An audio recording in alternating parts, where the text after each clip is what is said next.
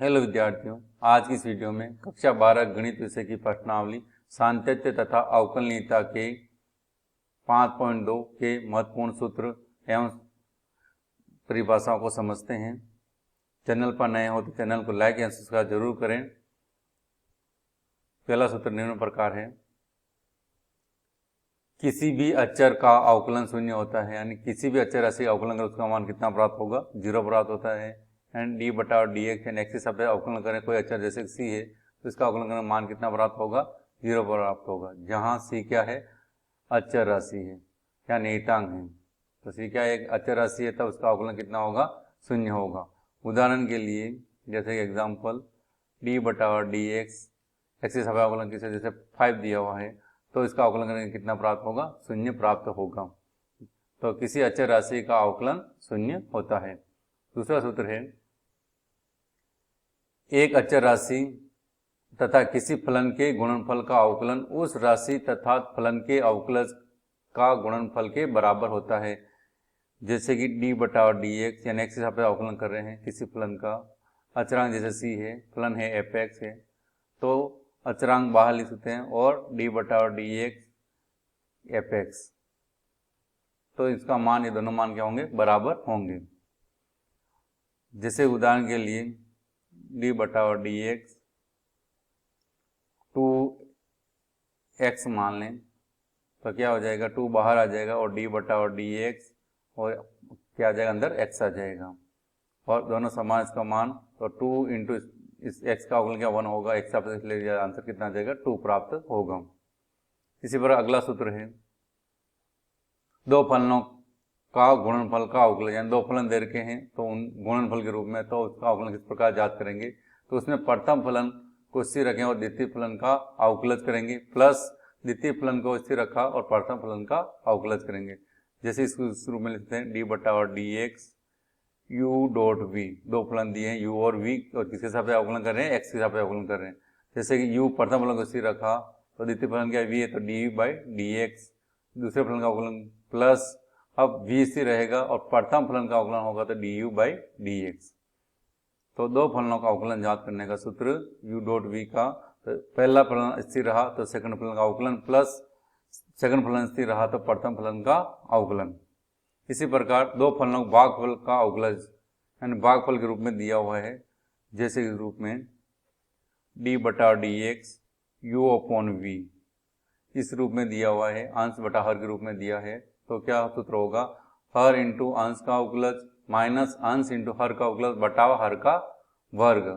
तो इसको इस रूप में लिख सकते हैं, तो डी बटा डी यू अपॉन वी, यानी हर क्या आ रहा है, वी आ रहा है, वी का स्क्वायर, अब वी हर इंटू अंश का अवकलन तो यानी D you by D x minus अब अंश इंटू हर का अवकलन यानी D you by D x. तो भागफल के रूप में दिया हुआ है तब अवकलन u अपॉन वी का इस प्रकार का, हर का स्क्वायर हर इंटू अंश का अवकलन माइनस अंश इंटू हर का अवकलन, इस प्रकार इसका अवकलन ज्ञात करते हैं। अब महत्वपूर्ण सूत्र कौन कौन से हैं, अवकलन से संबंधित 5.2 प्रश्नावली से संबंधित महत्वपूर्ण सूत्र, जिसमें पहला सूत्र जैसे कि डी बटा और डी एक्स कोई अचरांक था उसका कितना होता है, 0, यानी सी क्या एक नियतांक है, यहाँ अचर राशि है, नियतांक इसका अवकलन करेंगे x के सापेक्ष तो कितना प्राप्त होगा, 0 प्राप्त होगा।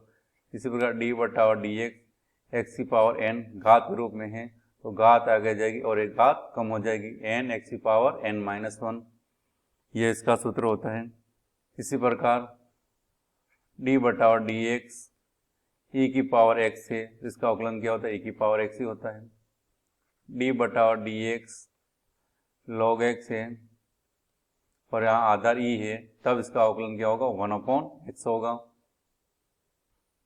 इसी प्रकार डी बटा और डी एक्स किसका, a की पावर x का है, तो इसका सूत्र हो जाएगा a की power x into log a होता है। डी बटा और डी एक्स कोई चर राशि वाला, जैसे कि a कोई चर राशि है और यहाँ x फलन है, तब क्या जाएगा, a बाहर आ जाएगा और डी बटा और डी एक्स किसका आएगा, x का आएगा, तो इसका कितना 1 हो जाएगा, यानी क्या प्राप्त होगा, a प्राप्त हो जाएगा। यानी इसको सूत्र रूप में डी बटा और डी एक्स है, दोनों समान है तो मान कितना होगा, 1 होगा। इसी प्रकार